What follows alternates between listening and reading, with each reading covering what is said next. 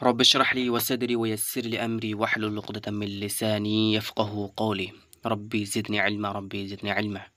ربي يسر ولا تؤسر وتمم الخير، وتمم الخير وبك نستعين. أعوذ بالله من الشيطان الرجيم. بسم الله الرحمن الرحيم. قل أعوذ برب الناس، ملك الناس، إله الناس، من شر الوسواس الخناس الذي يوسوس في صدور الناس من الجنة والناس। আপনাদের সকলকে স্বাগতম জানাই আমাদের দ্বিতীয় ক্লাসে। প্রথম ক্লাসে আমরা আরবি হরফ সম্পর্কে আমরা পড়েছিলাম এবং মাখরাজ তাজবিদ সহকারে আমরা উচ্চারণও দেখেছি, প্লাস আমরা অক্ষরগুলো মোটামুটি করে চিনে গেছি। এবার আমরা চলে আসব এই দ্বিতীয় ক্লাসে। তবে দ্বিতীয় ক্লাসে আরও একবার আমি প্রশংসা করতে চাই উনার, যিনি এই বইটিকে লিখেছেন। আসলেই সত্যি মানে আমি আমার যতগুলো বই আমি সার্চ করেছি দেখেছি, মানে আমার লক্ষ্য ছিল যে আমি শিখাবো যারা আরবি শিখতে জানে না, বেসিক্যালি একদম বেসিক থেকে নিয়ে। তো আমি বেশ কয়েকটা বই ঘাঁটলাম, তার মধ্যে আমি একটা উত্তম বই হিসাবে আমার এই বইটি মনে হলো। মানে এতই সহজ, মানে কি বলবো আর, এটা শিখলে আমার মনে হয় না, এটা যদি আমি একটু গাইড করি আর আপনারা যারা নতুন তারা যদি আপনারা একটু প্র্যাকটিস করেন, তো আশা করি ইনশাআল্লাহ আপনারা খুব সহজেই শিখে যাবেন। এত সুন্দরভাবে ডেসক্রাইব করা রয়েছে, খুব সুন্দরভাবে সহজ পদ্ধতিতে, এবং আমিও ইনশাআল্লাহ সহজভাবেই বলার চেষ্টা করব। আপনারা একটু প্র্যাকটিস করবেন মনোযোগ সহকারে, ভিডিওটি না টেনে সম্পূর্ণ ভিডিওটি দেখবেন, বারবার দেখবেন, ট্রাই করবেন এবং উচ্চারণ করবেন। কোরআন তালাফুজ উচ্চারণ সঠিকভাবে যদি করতে পারেন, সঠিকভাবে যদি কোরআন শিখে যান পড়তে, তো একটা কথা আমি আপনাদেরকে চ্যালেঞ্জ দিয়ে বলবো যে আপনি যখন নিজেই কোরআন পড়তে বসবেন, তো আপনি নিজেই বলবেন যে আরও 2টা লাইন পড়ে নিই, আরও একটা পৃষ্ঠা পড়ে নিই। সত্যি বলতেছি, আমি আমার কথা বলি, কোরআন শুদ্ধভাবে সহিভাবে যখন পড়বেন, আপনার নিজের মধ্যে একটা গর্ব ফিল হবে যে আমি একটা কিছু পড়তেছি যার মধ্যে এত কিছু মানে মজার জিনিস লুকিয়ে আছে, এত মজা লাগে। তো কোরআন সহিভাবে পাঠ করাটা একটা খুবই জরুরি, এবং সঠিকভাবে না পাঠ করলে আমাদের কিন্তু কোরআনের অর্থও চেঞ্জ হয়ে যায় সঠিকভাবে না পাঠ করলে। তো অনেকগুলো বিষয় রয়েছে, যা হোক। তো আমরা সঠিকভাবে কোরআনকে রিড করার চেষ্টা করব, ইনশাআল্লাহ ধীরে ধীরে আমরা শিখে যাব। চলুন তাহলে শুরু করা যাক। হাদিসের বাণীতে কি বলতেছে, এখানে বলতেছেন যে হযরত ইবনে মাসউদ রাদিয়াল্লাহু তাআলা আনহু থেকে বর্ণিত, তিনি বলেন যে হুজুর সাল্লাল্লাহু আলাইহি ওয়াসাল্লাম ইরশাদ করেছেন, কি বলেছেন, যে ব্যক্তি কোরআনের একটি অক্ষর পড়িবে উহার বিনিময়ে সে একটি নেকি লাভ করিবে। তাহলে কোরআনের একটা অক্ষর যে পাঠ করবে সে তাকে কি করা হবে, একটা নেকি দেওয়া হবে একটা অক্ষরের বিনিময়ে। তারপরে কি বলছে, সেই নেকির সওয়াব 10 নেকির সমান হইবে, এবং সেই একটা নেকি আবার কি করা হয়, 10 নেকিতে পরিণত করে দেওয়া হয়। সুবহানাল্লাহ। তাহলে আমরা এখানে কি বুঝতে পারলাম, আমরা যদি অন্যান্য বই পড়ি, ইংলিশ, হিন্দি, বাংলা, ঠিক আছে, বা সায়েন্সের বা পৃথিবীর যে কোনো বই পড়ি না কেন, সেগুলোতে পড়লে কিন্তু কোনো সওয়াব বা কোনো কিছু নেকির কিন্তু এখানে কোনো বিষয় আসে না বা কোনো কিছু পাওয়া যায় না। তবে আল্লাহ রাব্বুল আলামিন এর কোরআনকে যদি আমরা পাঠ করি, একটা অক্ষর যদি পাঠ করি, তাহলে সেখানে আমরা একটা নেকি পাচ্ছি, বা সেখান থেকে আবার 10টা নেকি হয়ে যাচ্ছে একটা অক্ষরের পিছনে। তারপর কি বলতেছে, আমি এই কথা বলি না যে পুরো আলিফ লাম মিম একটি অক্ষর, বরং আলিফ একটি অক্ষর। মানে আলিফ লাম, মানে এই যে আলিফ রয়েছে, আবার লাম রয়েছে, তারপরে মিম রয়েছে কোরআনের সূরার প্রথমে। তো এখানে এই যে একটা অক্ষর, এটার জন্য আপনি 1 নেকি পাবেন, 1 থেকে আবার 10 পাবেন। লামের জন্য 1 নেকি আবার 10, মিমের জন্য 1 নেকি আবার সেখান থেকে 10। তাহলে আমরা বুঝতে পারলাম যে কোরআন যদি আমরা পাঠ করি, এটা তিরমিজি হাদিস থেকে রয়েছে, যদি কোরআন আমরা পাঠ করি, তো আল্লাহ রাব্বুল আলামিন কি করবেন, একটা অক্ষরের বিনিময়ে আমাদেরকে 1 নেকি এবং তা থেকে 10 নেকিও আমাদেরকে দান করে থাকেন আমাদের আমলনামার খাতায়। তাহলে কত বড় গুরুত্বপূর্ণ একটা বিষয় কোরআন শেখাটা। কোরআন জানা, পড়া, বোঝা আমাদের জন্য অপরিহার্য, আমাদেরকে জানতেই হবে। অতএব আমরা সঠিক, শুদ্ধ, সহিভাবে কোরআনকে শেখার চেষ্টা করব ইনশাআল্লাহ তাআলা। এবার চলি আমাদের বিষয়, যে আমরা কি পড়ব। আজকে আমাদের বিষয় হচ্ছে যে বা নকশা, আমরা তো পড়েছিলাম টোটালভাবে, তো আজকে আমরা দেখব এই যে বা রয়েছে, বা নকশায় 5টি হরফ। কটা? 5টি হরফ রয়েছে বা নকশায়, ঠিক আছে। এক কথায় এই যে ভালো করে বুঝে যাবেন, মানে এটা হচ্ছে এই ক্লাসটা মূলত অক্ষরকে চেনার, অক্ষরকে আমরা কীভাবে করে ভালোভাবে চিনতে পারবো, বুঝতে পারবো যে হ্যাঁ এটা অক্ষর, এটা এই অক্ষর, ঠিক আছে। তাহলে চলুন দেখে নেই, এটা কি, এটা হচ্ছে একটা ফ্রেম মনে করেন। এটা কি? এটা একটা ফ্রেম, একটা কাঠামো, পরিকাঠামো। তো এই ফ্রেমটা এর নিচে যদি আমরা একটা নক্তা দিয়ে দেই, তাহলে কি হয়ে গেল? এটা বা হয়ে গেল। কি হয়ে গেল? বা। ঠিক আছে? এবার এই ফ্রেমের উপরে যদি আমরা ২টা নক্তা দিয়ে দিই, তাহলে কি হয়ে গেল? ২টা। তাহলে কি হলো? এটা তা হয়ে গেল। বোঝা যাচ্ছে? এবার এই ২ এর জায়গায় যদি আমরা এই সেম যে ফ্রেমটা রয়েছে, এই সেম ফ্রেমের উপরে এই ২ নক্তার উপরে যদি আরেকটা নক্তা দিয়ে দেই, তাহলে কি হয়ে যাবে? তাহলে সা হয়ে যাবে। বুঝতে পারছেন? এবার এই তিনোটাই আমি হটিয়ে দিলাম। Same frame. ফ্রেমটা সেই একই আছে, শুধু আমি কি করলাম? মাঝখানে একটা এরকম নক্তা দিয়ে দিলাম। তাহলে কি হয়ে গেল? এটা নুন হয়ে গেল। কি? নুন। বুঝতে পারছেন তো? এরপরে যদি আমি নিচে যদি ২টা দিয়ে দেই, তাহলে কি হয়ে যাবে? এটা ইয়া হয়ে যাবে। আসলে এখন বলবেন যে ইয়া তো এরকম দেখি নাই, যারা নতুন জানেন না হয়তো। তো এই ইয়া এটা হচ্ছে যখন আপনি ওয়ার্ডের মধ্যে মিলিয়ে পড়বেন, যখন কয়েকটা শব্দ মিলে কয়েকটা অক্ষর মিলে যখন একটা শব্দ তৈরি হবে, সেখানে গিয়ে আমরা পাবো যে নিচে এরকম শুধু থাকবে আর আবার ওখানে গিয়ে কোনো অক্ষর এইভাবে করে যুক্ত হয়ে গেছে। হ্যাঁ?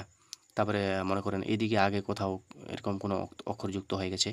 তো ওই জন্য তখন এটাকে ইয়া ধরা হয় এটাকে। মানে নিচে এরকম যদি টান থাকে, শুধু যদি এরকমই টান থাকে আর নিচে যদি এরকম ২টা নক্তা থাকে, তাহলে ওটা ইয়া হয়ে গেল। কি হয়ে গেল? ইয়া হয়ে গেল। ঠিক আছে? দেখেন এখানে ইয়া ২ ভাবে দিয়েছে। একটা হচ্ছে ইয়া এইভাবে থাকে, আরেকটা হচ্ছে ইয়া হচ্ছে এইভাবে থাকে। তাহলে আমরা এখানে পরিষ্কারভাবে দেখে গেলাম যে একটা ফ্রেমের মধ্যে আমরা কি পাচ্ছি? একটা নকশাতে আমরা ৫ টা অক্ষর চিনে নিলাম। ঠিক আছে? নিচে একটা থাকলে বা, ঠিক আছে? নিচে যদি আবার ২টা নক্তা হয়ে যায় তাহলে ইয়া হয়ে গেল। হুম? উপরে যদি একটা নক্তা হয় তাহলে নুন, যদি ২টা হয় তাহলে কি হলো? তা হয়ে গেল। আর ৩টে থাকলে সা হয়ে গেল। ক্লিয়ার? এবার নেক্সট চলুন। এই যে এখানে দিয়ে দেওয়া হয়েছে, দেখে নেন। বা, নিচে দেখেন। বা, বা নিচে একটি, তা উপরে ২টি নক্তা, সা এই যে দেখেন এখানে নক্তা একটা হচ্ছে আর একটা হচ্ছে অক্ষরগুলো। তাহলে সা কি বলতেছে? উপরে ৩টি নক্তা, এই যে নক্তার লাইন এটা। নুন, ঠিক আছে? নুনের মাঝখানে একটা, ঠিক আছে? উপরে একটি, ইয়া ২টি নিচে। বোঝা যাচ্ছে? এই যে এখানে দেখে নিন, বাংলায় লেখা আছে সারিভাবে। কোনো অসুবিধা হবে না ইনশাআল্লাহ। আমি বুঝিয়ে দিচ্ছি, কোনো সমস্যা নেই। বুঝতে না পারলে ভিডিওটি দুবার করে দেখুন। ২য় নাম্বার দেখেন। ২য় নাম্বার বলছে এই যে একটা অক্ষর রয়েছে, এটা একটা ফ্রেম, একটা নকশা, তাই না? এটা একটা নকশা। তো এটাকে আমরা কী নামে চিনি? এটাকে আমরা কী নামে জানি? এটাকে নরমাল আমরা জানি হা। কি? হা। এটাকে আমরা নরমাল কী জানি? হা।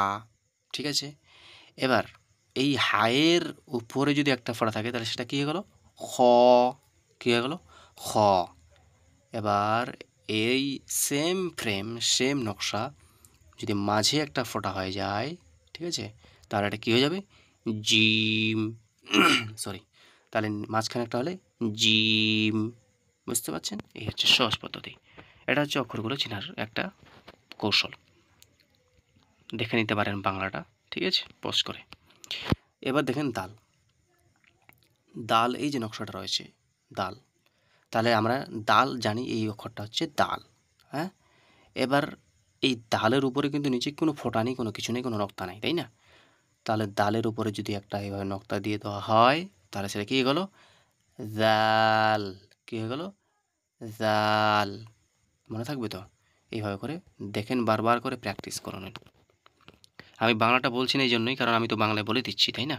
এই জন্য আমি মনে করি না প্রয়োজন সেটা। ৪ নম্বরে দেখুন, নকশায় কী বলতেছে? র।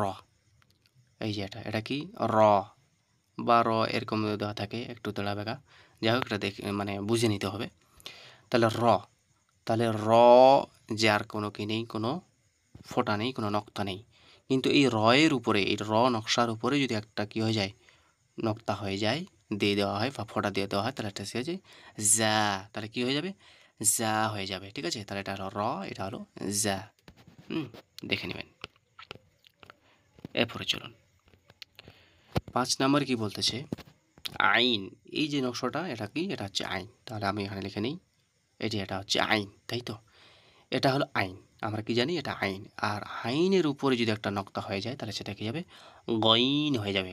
ঠিক আছে, তাহলে আমরা বলতে পারি আইন খালি, গাইনের উপরে এক নক্তা। ক্লিয়ার?